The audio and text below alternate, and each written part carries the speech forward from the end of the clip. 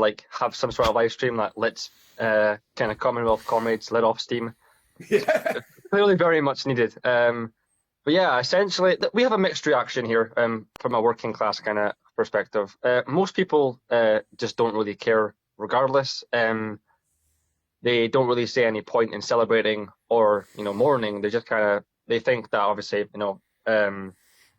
King Charles III has today being turned into the king.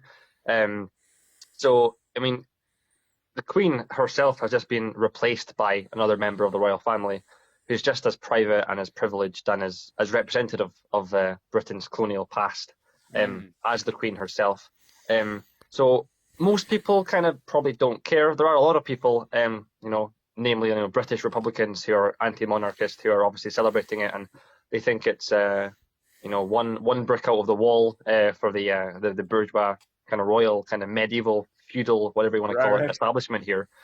So a lot of people are celebrating it, especially up in Scotland, which obviously, as most people know, there is quite a large independence movement in Scotland. So up here, a lot of people are celebrating. There's lots of positivity towards what's been happening.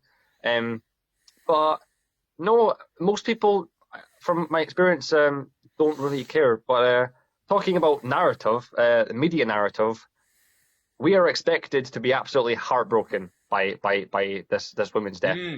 Absolutely heartbroken. The media, Operation Tower Bridge, or Operation Unicorn, because she died in Scotland, so there's a different operation for that, Operation Unicorn, which obviously the unicorn is the national animal of Scotland.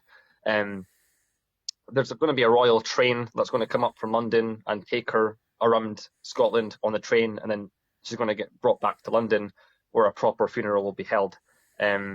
But it's the media are expecting us to be absolutely devastated, and I think it's so funny. Like the Western media kind of laugh at North Korea and stuff and say like, oh, government ministers like maybe are being forced to like cry on television because like something happens to the supreme leader. How pathetic! But yeah, at the end of the day, our media are expecting us to do the exact same thing. They're expecting us to cry and line the streets and mourn this woman's death. This is a woman that died surrounded by her close family in immense wealth and immense privilege, representing probably the worst of British culture and British history. She is one of the luckiest people alive, and she died very peacefully, surrounded by those who loved her. A lot of people in Britain don't get that opportunity. And China is currently going through the worst heat wave ever right now. They're breaking temperatures up to 50 degrees Celsius during the day.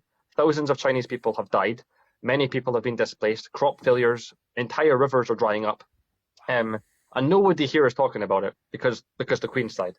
Like, thousands of people in China have died. It is the worst heat wave they have experienced on record. The floods in Pakistan. Thousands of people in Pakistan have been killed by floods. And they are just statistics. They're just numbers that are thrown out in the air. This is one woman that really was unelected, had absolutely no responsibility for the people, was not even really wanted by the people. She wasn't given to us. She was just imposed by us by force. We don't want her. We never did want her. And I'm not really sure why the media want us to be so absolutely heartbroken and devastated and grateful. What exactly are we to be grateful for? Right. We pay their wages. The royal family is funded by tourism and taxpayers. The taxpayers of Britain pay their wages. And not only, so we can be grateful for all the charities they've made up. The royal family, different royal family members have been responsible for setting up all these different charities and very, very good stuff, sure. But these aren't just freebies or handouts. We pay the government, we pay the royal family this back in taxes. And I think to analyse it, if somebody makes £30,000 a year in Britain, it's estimated that about 17% of the taxes, all of the taxes that they have to pay at the end of the year out of that 30 grand, 17% of that goes towards royal family taxes. It's not a minute sum. It's a large proportion of your entire tax year goes towards just giving the royal family money, which we never asked for. So there's mixed reactions, but the thing that really annoys us is just the media just being so pathetic and so like cult-like. It's kind of like they have a cult following. We're expected to just completely forgive her for everything she's done and completely ignore the crimes against humanity that the British royal family have carried out against innocent peoples around the world, we're supposed to just forget about that because, oh, well, this innocent old lady has died. I'm sorry, but no, I will not be shedding a tear.